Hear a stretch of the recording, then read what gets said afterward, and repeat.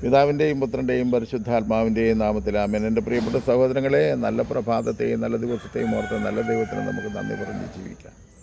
ഈ ദിവസത്തിൽ ഒരു പ്രത്യേക കാര്യം ഒന്ന് പറയുകയാണ്.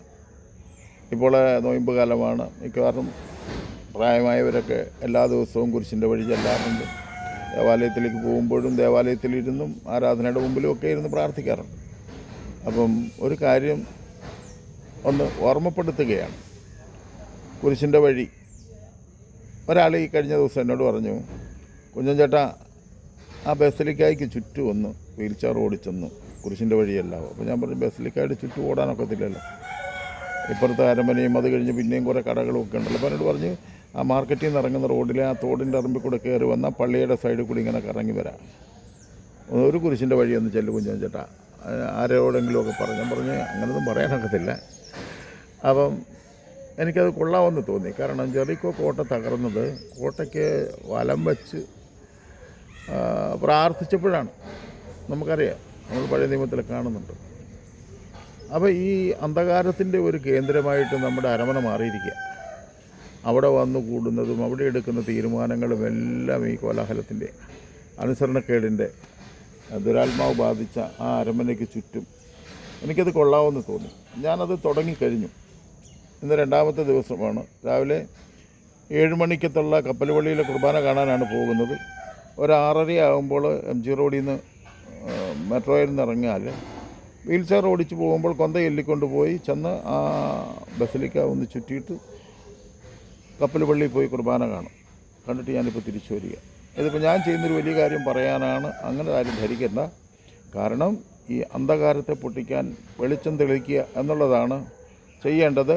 അതുപോലെ തന്നെ ഈ ദുഷ്ടാരൂപിയുടെ പീഡനത്തിലും ദുഷ്ടാരൂപിയുടെ ആധിപത്യത്തിലുമായിരിക്കുന്ന അരമനയെ വിടുവിക്കുവാൻ നാം ചെയ്യേണ്ടത്, അതിനെതിരെ നമുക്ക് കർത്താവിൻ്റെ സന്നിധിയിൽ കണ്ണുനീരോടെ പ്രാർത്ഥിക്കാം. പ്രാർത്ഥിക്കുന്നത് പ്രത്യേകിച്ച് കർത്താവ് മനുഷ്യവർഗത്തിൻ്റെ രക്ഷയ്ക്ക് വേണ്ടി സഹിച്ച കുരിശു മരണത്തിൻ്റെ യോഗ്യതയാൽ കർത്താവെ, ഞങ്ങളുടെ അതിരൂപതയുടെ ആസ്ഥാനത്തോട് കരുണയായിരിക്കണമേ, ഈ അധികാരികളോട് കരുണയായിരിക്കണമേ എന്ന് പ്രാർത്ഥിക്കാം.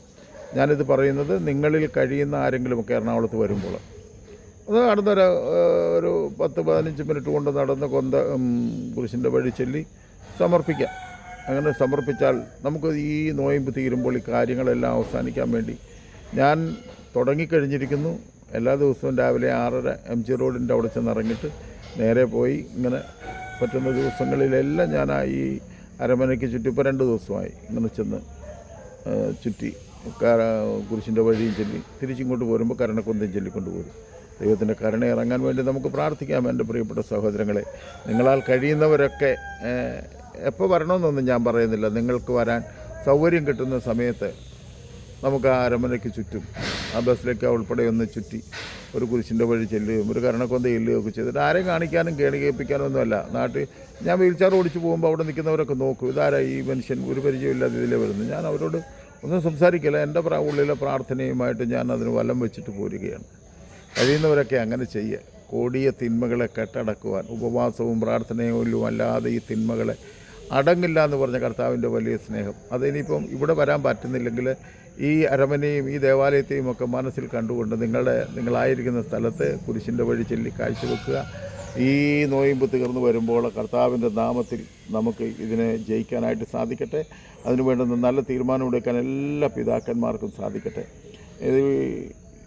ഇത് എവിടെയെങ്കിലും ഒന്ന് അവസാനിക്കണമല്ലോ. ഇടിച്ചു മറിയുക അല്ലല്ലോ ചെയ്യേണ്ടത്, പൊട്ടിത്തകരുകയല്ലല്ലോ ചെയ്യേണ്ടത്.